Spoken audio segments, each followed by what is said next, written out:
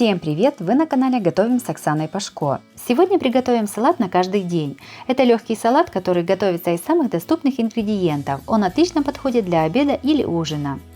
Подписывайтесь на мой канал и узнавайте еще больше вкусных и простых рецептов.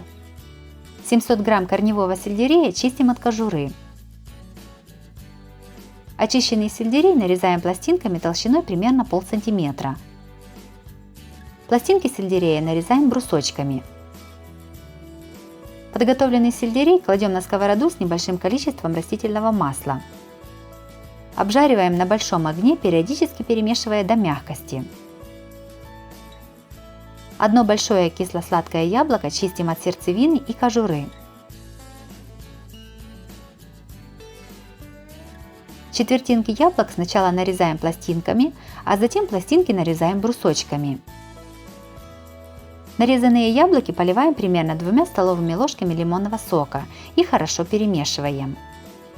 Это делается для того, чтобы яблоки не темнели. Также это придаст салату приятный цитрусовый вкус. 4 небольших соленых огурца тоже нарезаем брусочками.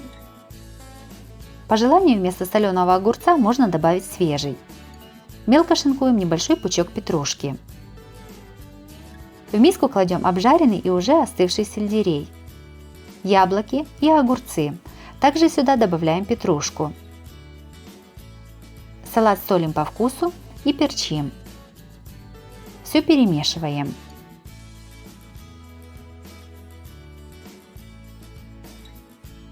Салат с сельдереем, яблоком и огурцом получился необычным и вкусным. Готовится он очень просто и отлично подходит на каждый день.